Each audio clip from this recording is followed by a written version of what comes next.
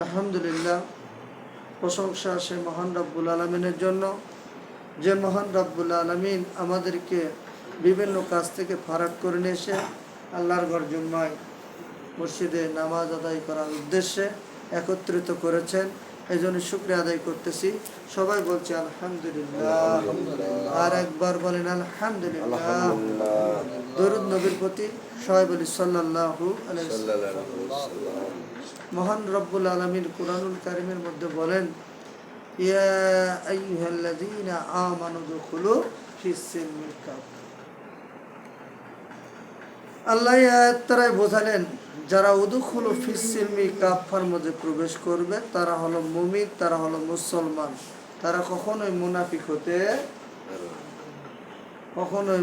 হতে পারে না। আপনারা খোঁজ করে দেখবেন যে হিন্দুর মধ্যে কোনো মুনাফিক নাই, খ্রিস্টানের মধ্যে কোনো মুনাফিক নাই, ইহুদিদের মধ্যে কোনো মুনাফিক নাই। মুনাফিক আছে মুসলমানের মধ্যে। কথা ঠিক না ভাই? ঠিক। তাহলে আল্লাহ তাআলা বললেন, উদুখুলু ফিস-সিলমি কাফা, তোমরা পরিপূর্ণ ইসলামের মধ্যে দাখিল হও। দেখেন, এক সময় মানুষ টাকা পয়সা ধন সম্পদ থাকার পরও তিনি জান্নাতের সার্টিফিকেট পেয়েছেন। আশারে মুবাশশিরা 10 জন সাহাবীর মধ্যে একজন সাহাবী ছিলেন আব্দুর রহমান বিন আয়ুব। তিনিও জান্নাতের 10 জনের মধ্যে একজন। সুবহানাল্লাহ।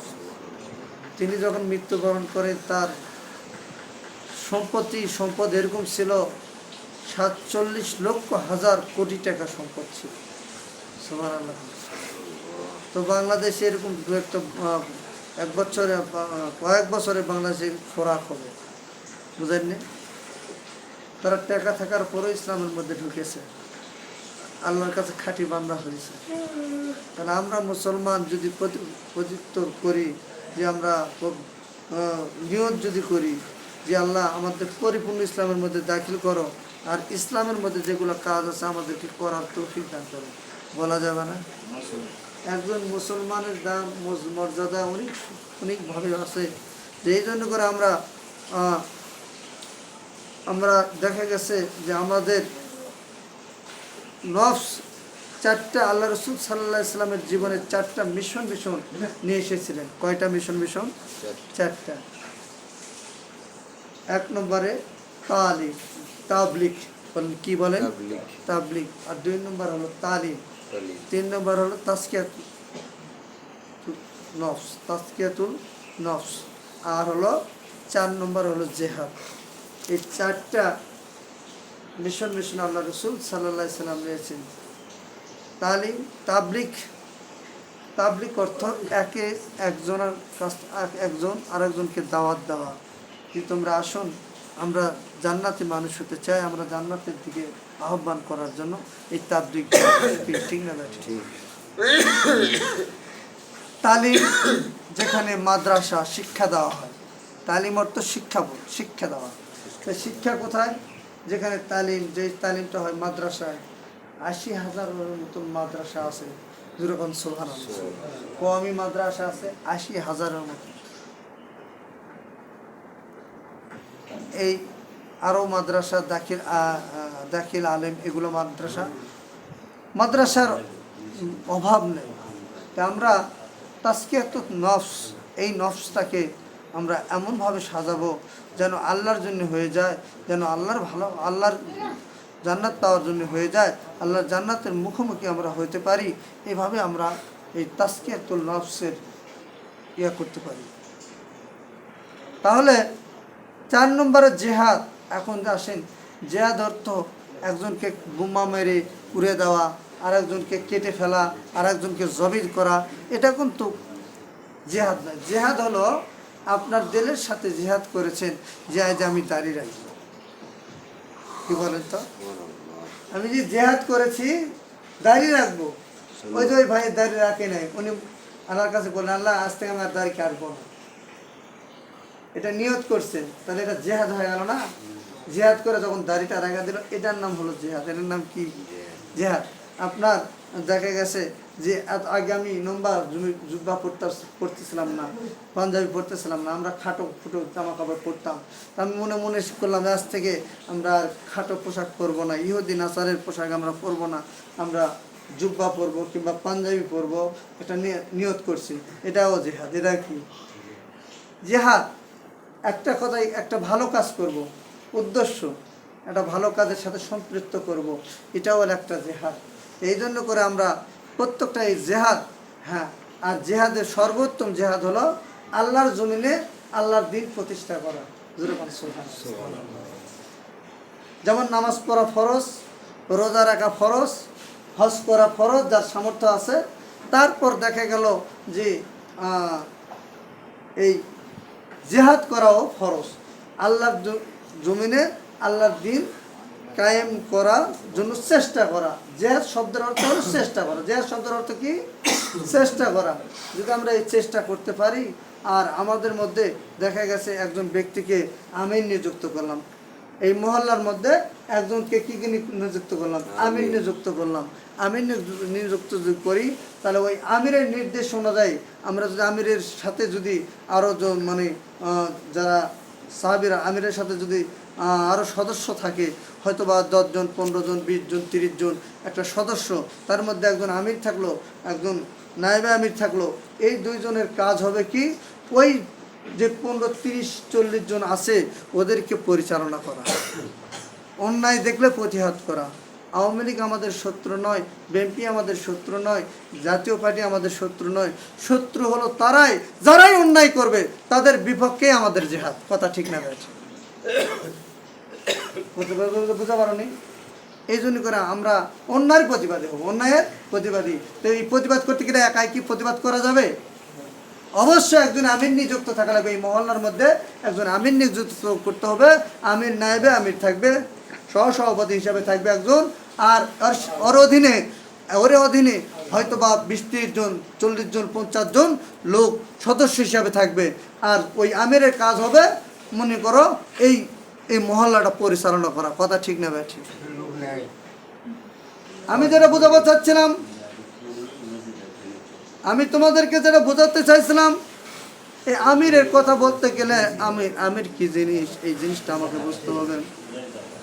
আল্লাহ রাব্বুল আলামিন রসুলকে অনুসরণ করতে বলেছে, রসুলকে মহব্বত করতে বলেছে, রসুল যেভাবে আমাদেরকে পরিচালনা করতে বলেছে ওইভাবে চলার নাম ইসলাম। ইসলাম অর্থ শান্তি। এখন আসেন, আমাদের সমাজের শ্রেষ্ঠ ধর্ম কি? ইসলাম। এখন যদি আমি বলি শ্রেষ্ঠ ধর্ম ইসলাম নয়, আল্লাহ তাআলার কাছে কোন ধর্ম শ্রেষ্ঠ? আল্লাহ তাআলা বলেন একমাত্র ইসলাম মনোনীত ধর্ম, শ্রেষ্ঠ ধর্ম বলেনি এখানে। কিন্তু আল্লাহ তাআলা কি বলছে? ইন্না দীনা ইনদাল্লাহিল ইসলাম। জি, আল্লাহর কাছে মনোনীত ধর্ম একমাত্র ইসলাম। যেরকম সুবহানাল্লাহ। শ্রেষ্ঠতা একটা মানুষও হতে পারে রে ভাই। একজন ভালো কাজ করে, শ্রেষ্ঠ মানে দান করে, তো দান করার জন্য ওই ব্যক্তিকে শ্রেষ্ঠ বলে ঘোষণা করা যায় না। কিন্তু আল্লাহ তাআলা এখানে শ্রেষ্ঠত্ব বলা হয়নি, শ্রেষ্ঠ ইসলাম বলা হয়নি। আল্লাহর কাছে মনোনীত ধর্ম, একমাত্র মনোনীত ধর্ম, সেটা হলো ইসলাম। যেরকম সুবহানাল্লাহ। ইন্না দীনা ইনদাল্লাহিল ইসলাম, একমাত্র ইসলাম। সূরাতুল আলে ইমরানের 19 নম্বর আয়াতে আল্লাহ তাআলা এই কথা বলেন। তাহলে আমরা এখন আপনি চিন্তা করতেছেন, হুজুর এই ওয়াজগুলা করা কেন দরকার? কি এই ওয়াজের দরকার? এই জন্য আমি বলতেছি, আজকে সমাজে ফাহিশা কাজ বেশি না কম? বেশি। তাহলে ফাহিশা কাজের বিরুদ্ধে আমাদের যদি সোচ্চার না হয়, ভবিষ্যতে যারা ফাহিশা কাজ করতেছে তারাও আর বাড়বে না কমবে? তাহলে আমরা প্রতিবাদ যদি না করতে চাই, তাহলে আমরা মুসলমান মুমিন যদি আমরা না হতে পারি, আর আমরা যদি এই একত্ববাদ সংঘবদ্ধ যদি না হতে পারি, যদি একটা সংঘবদ্ধ সবাই মিলে যদি একটা কাজ করি, তাহলে হবে শক্তি। তার কি হবে? সবাই মিলে যদি একটা কাজ করি, তাহলে কি হবে? শক্তি। কেউ যদি কয়, মরার ভয় কয় আমি এই কাজ করব না, আর সবাই মিলে যদি কয় মরণ হয় হোক, তাহলে ওই ব্যক্তি ওই জায়গাতে মরার কোনো সেন্স থাকবে। কিন্তু আজকে মুসলমান ভয় খায়, মুসলমানের কোনো ভয় নাই। মুসলমান হলো সিংহর জাতি, মুসলমান হলো এমন একটি মুসলমানের পাওয়ার, মুসলমানের হিকমত যা ওমর রাদিয়াল্লাহু আনহুর জীবন থেকে পাওয়া যায়। কারণ যে মুসলমানের জবান হবে এক, মুসলমানের কণ্ঠ হবে এক, মুসলমান অন্যায়ের প্রতিহত করার জন্য তৈরি হয়েছে যেরকম সুবহানাল্লাহ। কিন্তু আমরা দেখো মুসলমান হয়েছে, অন্যায় হইতেছে, কিন্তু আমরা প্রতিবাদ করতে পারতেছি না। তাহলে এই আয়াতের সাথে দেখা গেল যে আল্লাহ তাআলা বলেন উদখুলু ফিস সিলমি কাফা, এই কাফার মধ্যে আমরা কি ঢুকতে পারলাম? আমরা কি মুসলমান বলে দাবি করতে পারি? মুসলমান আদম শুমারিতে তোমার নাম হতে পারে, কিন্তু প্রকৃত মুসলমান কখনোই হওয়া যায় না।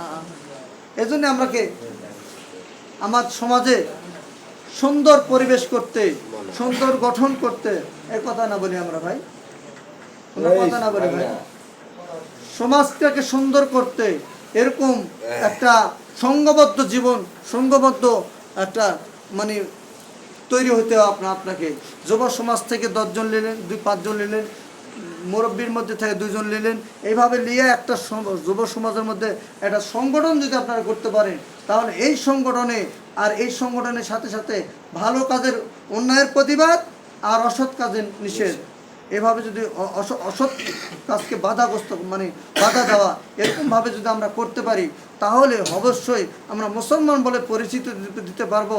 আল্লাহ তাআলা কোরআনুল কারীমের মধ্যে আল্লাহ তাআলা যখন আমাদেরকে ওই যে মৃত্যুর পরে 3টা প্রশ্ন করবে, মান রব্বুকা, এই রবের বিধান তুমি কি পালন করেছো? রবের দিন কি প্রতিষ্ঠা করার জন্য চেষ্টা করেছো? রবের দিন কি আল্লাহর জমিনে কি আল্লাহর দিনকে প্রতিষ্ঠা করার চেষ্টা করেছো? যদি না করে থাকো, তোমার মুখ দিয়ে কখনোই বের হবে না আমার রব্বি আল্লাহ, আমার রব হলো আল্লাহ, এই কথা কখনোই আমাদের মুখ দিয়ে বাড়াবে। এই জন্য করে আমি আপনাদের কাছে অনুরোধ করব, আমরা আল্লাহর হুকুম এবং আল্লাহর বিধান, সমস্ত আল্লাহর হুকুম বিধান সমস্ত কিছুই আল্লাহর হুকুম অনুযায়ী আমরা চলবো, আল্লাহর বিধানকে আমরা প্রতিষ্ঠিত করার চেষ্টা করব। তাহলে আমাদের যতগুলো আমরা আছি এই সংঘবদ্ধ হিসাবে আছি, আমাদের মুখ দিয়ে বেরোবে আমার রব হলো আল্লাহ। জোরে বলেন সুবহানাল্লাহ। মান দিনুকা, তোমার দিন কি? বলে হুজুর ইসলাম। কি বলতেছেন? মান দিনুকা যখন বলবেন, তুমি যদি দিনের মোহাম্মত তোমার বুকের ভিতর থাকে, দিন প্রচারের কাজে যদি তুমি নিয়োজিত থাকো, দিনকে প্রতিষ্ঠা করার জন্য যদি নিয়োজিত থাকো, তাহলে তোমার অবশ্যই তোমার মুখ দিয়ে বাড়বে আমার দিন হলো ইনদাল্লাহিল ইসলাম, ইন্নাদ দীনা ইনদাল্লাহিল ইসলাম, আমার দিন হলো ইসলাম। জোরে বলেন সুবহানাল্লাহ। মনোনীত ধর্ম আল্লাহ তাআলার কাছে একমাত্র পছন্দনীয় ধর্ম, সেটা হলো ইসলাম। জোরে বলেন সুবহানাল্লাহ। শ্রেষ্ঠত্ব ধর্ম এটা ব্যাখ্যায় আসে নাই, কিন্তু আল্লাহ বলেছেন মনোনীত ধর্ম। জোরে বলেন সুবহানাল্লাহ। এই জন্য করে আমরা অবশ্যই এই ইসলামকে যদি আমরা আঁকড়ে ধরতে পারি, আর ইসলাম অনুযায়ী যখন প্রশ্ন করা হবে মান দিনুকা মান নাবিউকা, তখন আপনি যদি রসুলের তরিকায়, রসুলের দলের সাথে সংযুক্ত থাকুন, একত্রবদ্ধভাবে থাকুন, তাহলে তোমার মুখ দিয়ে বাড়বে আমাদের নবী, বিশ্ব নবী জনাবে মুহাম্মদ রাসূলুল্লাহ সাল্লাল্লাহু আলাইহি ওয়াসাল্লাম। এই জন্য আমি আপনাদের কাছে বিনীত অনুরোধ করব, আদেশ নয় অনুরোধ, আমরা সবাই এক প্ল্যাটফর্মে আসি, এক প্ল্যাটফর্মে এসে আল্লাহর রজ্জুকে একভাবে আমরা ধরি, তাহলে আল্লাহর জমিনে আল্লাহর দিন প্রতিষ্ঠিত হয়ে যাবে।